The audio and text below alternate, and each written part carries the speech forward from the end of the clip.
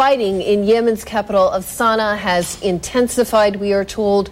Residents there are saying that they've been hearing explosions, while state television is reporting that an army general has been killed. It certainly sounds like an escalation here. We want to try to get the latest now from Mohammed Jamjoon.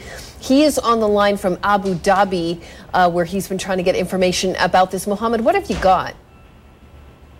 Well, Colleen, by all accounts from residents that we've been speaking with in Sana'a at this hour, the clashes between tribesmen that are fighting government security forces in Sana'a have gotten far, far worse.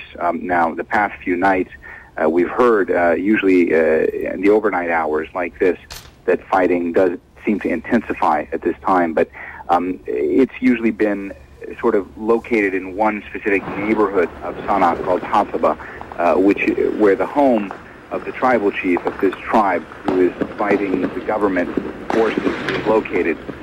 Tonight we're hearing from residents saying that the fighting is spreading throughout the city.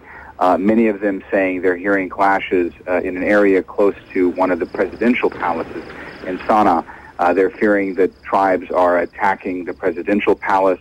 Clashes are getting worse. Residents saying that they've been hearing heavy explosions for hours now. Lots of gunfire.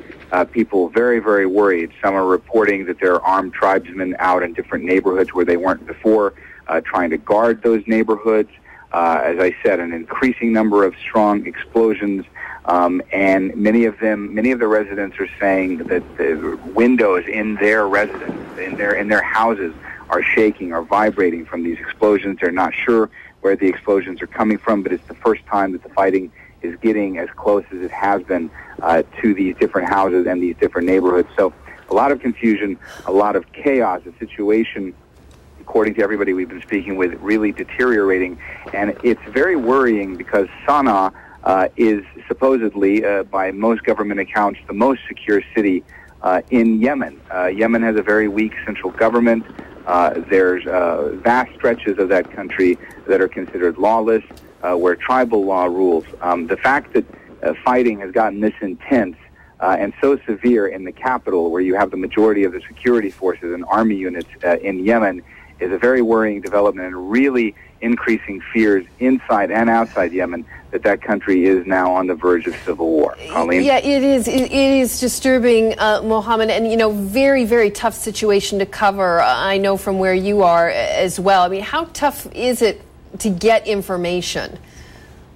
Very difficult, Colleen. In the past few days, one of the major cell phone networks in Yemen was shut down for a brief amount of time. Electricity has been out a lot the past several days, mainly because of the fighting that's been going on. There are people within Yemen, activists and anti-government demonstrators who are trying to get the word out, but it's hard for them. It's much harder than it usually is. And it's difficult getting the word out and communicating effectively in Yemen, even at the best of times. Their power outages are very typical in a city like Sana'a. Internet is very slow there. So it is very hard to try to get a hold of people and to try to verify the information. But the residents that we have been able to reach and the eyewitnesses that we've been able to reach are very afraid, and we're hearing a lot more fear in their voice on a night like tonight than we have even in the past few days. Yeah. That fear that we've been hearing in people's voices in the capital has been growing, even amongst those committed anti-government demonstrators who have been coming out day after day in a city like Sana'a, in an area called Change Square, where they've been demanding the ouster of the president. The past several days, they say they're still committed to coming out, but they're afraid that if they march through the city, that they will face violence, be fired upon. They're worried they'll be having clashes with the tribes and the government units that are out there. So a real palpable sense of fear, even from the few people we've been able to get a hold of in the past few hours.